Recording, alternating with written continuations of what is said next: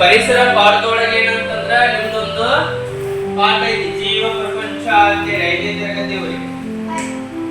ಅಲ್ಲೊಂದು ಕಥೆ ಐತಿ. ಆ ಕಥೆ ಹೇಳಿದ ಮೇಲೆ ಇನ್ನೊಂದಿಷ್ಟು ಪ್ರಶ್ನೆಗಳನ್ನ ಕೇಳ್ತಾ ಸೋಮಣ್ಣ ಅನ್ನುವಂತ ಒಬ್ಬ ಸೋಮಾರಿ ಇದ್ದ. ಆ ಒಂದು ಊರಾಗ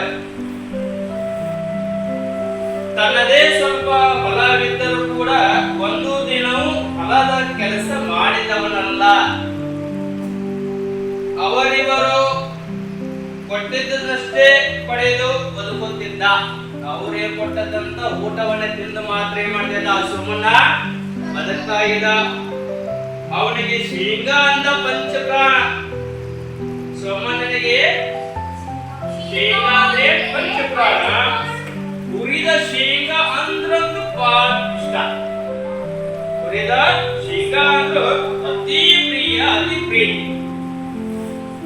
ಒಮ್ಮೆ ಹೀಗೆ ಹುರಿದ ಶೇಂಗಾ ಬೀಜ ತಿನ್ನುವಾಗ ಅವನಿಗೊಂದು ಯೋಚನೆ ಹೊಳಿತು. ಪಾಪ ಯಾರೋ ಒಬ್ಬರಿಗೆ ಮಾಡಿದಂದ್ರೆ ಪಾಪ ಸೋಮಣ್ಣ ಏನಂತಂದ್ರೆ ಏನ್ ತಿನ್ಬೇಕು ಅಂತ ಹೇಳಿ ಒಬ್ಬರು ಏನ್ ಮಾಡಿದ್ರು, ಹುರಿದ ಶೇಂಗಾವನ್ನ ಸೋಮಣ್ಣನ ತಂದು ಕೊಟ್ರು.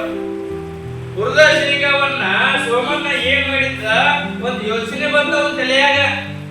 ಏನ್ ಬಂತು ಅಂತಂದ್ರ, ಯಾರು ಏನಂತಂದ್ರ ತನ್ನ ಹೊಲದಲ್ಲಿ ಶೇಂಗಾ ಬೀಜ ಬಿತ್ತಿದ್ರೆ ಸಾಕಷ್ಟು ಬೀಜ ದೊರೆತೈತಿ. ಈ ಹುರಿದ ಶೇಂಗಾವನ್ನ ನಮ್ಮ ಹೊಲದಾಗ ಹಾಕಿದ್ರ ಸಾಕಷ್ಟು